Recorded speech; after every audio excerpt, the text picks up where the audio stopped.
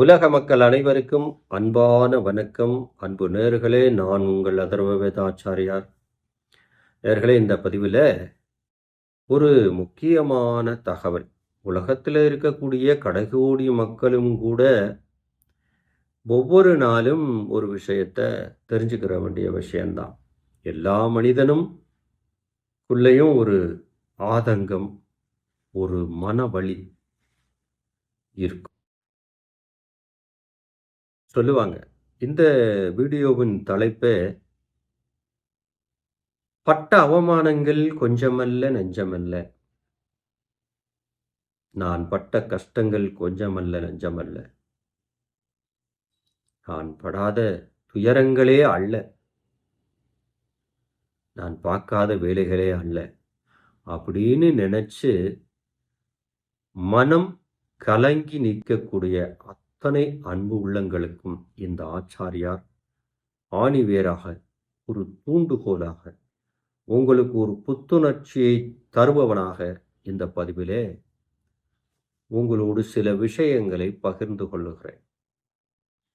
ஏன்னா இந்த உலகத்தில் நீங்கள் பாருங்க, நிறைய பேர் வாழ்க்கையை ஜெயித்து பணவானாக, தனவானாக, பெருங்கொண்ட செல்வந்தனாக மாறிய நபர்களை போய் பாருங்க. நான் நிறைய கஷ்டப்பட்டுட்டேன், நிறைய அவமானங்களை சந்தித்தேன் அப்படின்னு தான் இருக்கும். ஏன்னா ஒவ்வொரு அவமானமும், ஒவ்வொரு கஷ்டமும் நமக்கு ஒரு பெரிய படிப்பினையை தருகிறது இல்லையா? இது மாதிரி பலவிதமான அவமானங்களையும் கஷ்டங்களையும் கடந்து வந்த எனது அன்பு உள்ளங்களே, நம்ம வீடியோ பதிவுகளை, நம்ம சேனலை ஃபாலோ பண்ணக்கூடிய அத்தனை உலகத்தாருக்கும்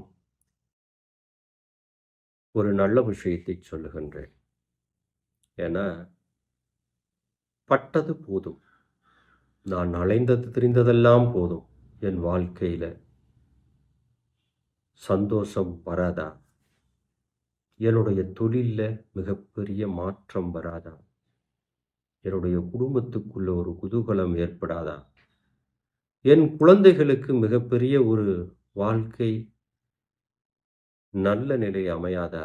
அப்படின்னு எதிர்பார்க்கிற ஒவ்வொரு தகப்பனுக்கும் தாய்க்குமான வீடியோ தான் இந்த பதிவு.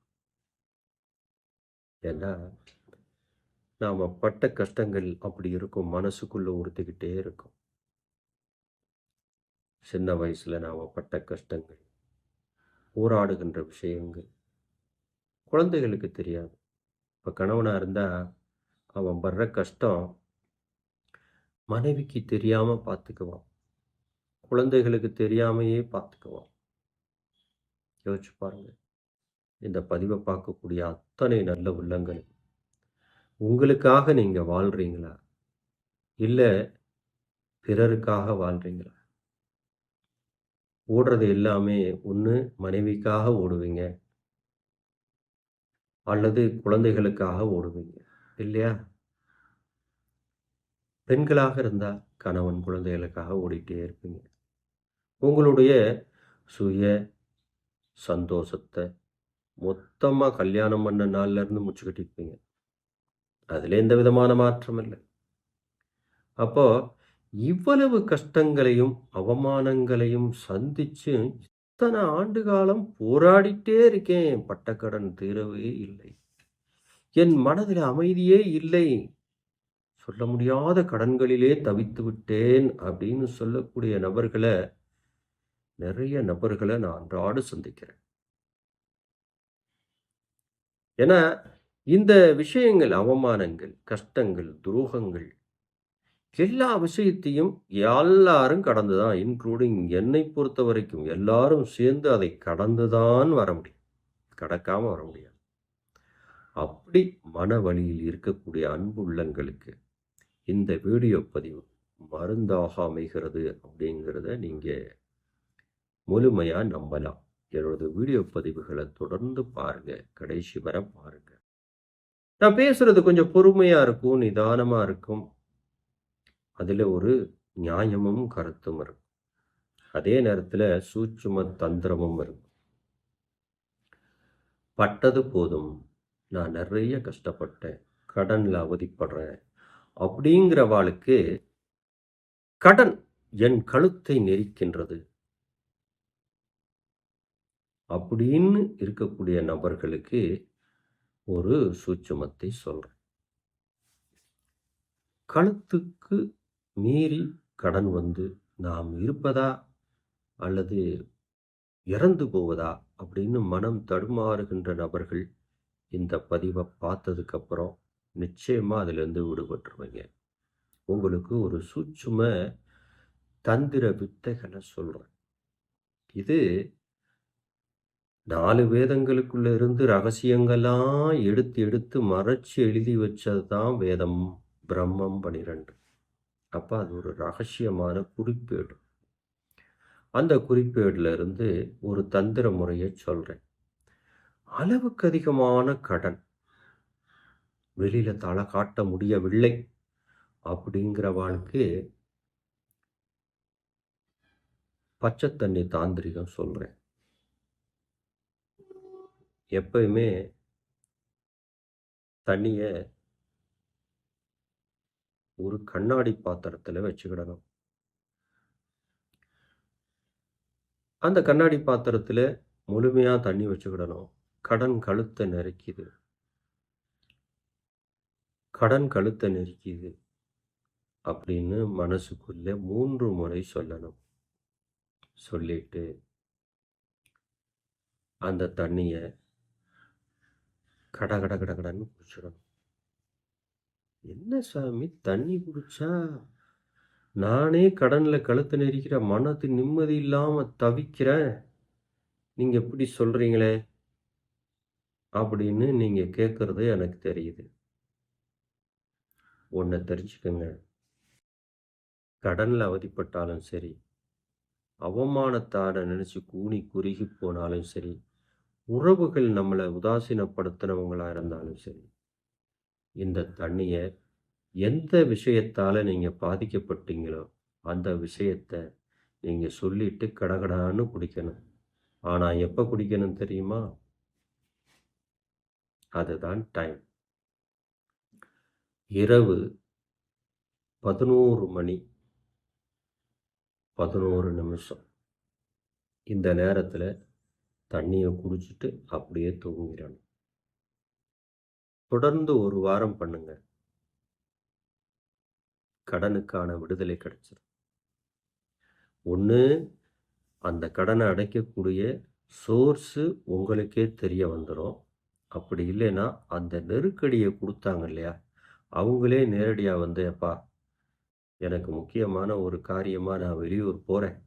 நான் வர 1 வருஷம் ஆகும். நான் வர்றதுக்குள்ள நீ ரெடி பண்ணி வைப்பா" அப்படின்ட்டு உங்களுக்கு ஒரு சின்ன விடுதலைய குடுத்துருவாங்க. அதுவே அவமானம், நம்மள அவமானப்படுத்துறவங்க, அசிங்கப்படுத்துறவங்க, வீடு இல்லாம கஷ்டப்படுறவங்க, இவாளுக்கு அந்த தண்ணிக்குள்ள ஒரு மிளகை ஊற வைத்து நீங்க குடிக்கணும். தொடர்ந்து 1 வாரம் 10 நாள், ஒரு 40 நாள் கூட தொடர்ந்து குடிச்சுக்கிட்டு வரலாம். ஆனா 11 மணி 11 நிமிஷம். பகல்ல குடிக்கலாமா? வேண்டாம். நைட்ல தான் குடிக்கணும். ஏன்னா, நீங்க தூங்கி முழிக்கும்போது தானே உங்களுடைய வாழ்க்கை முழிக்கணும். ஒரு கஷ்டத்திலிருந்து தானே ஒரு வெற்றி கிடைக்கணும்.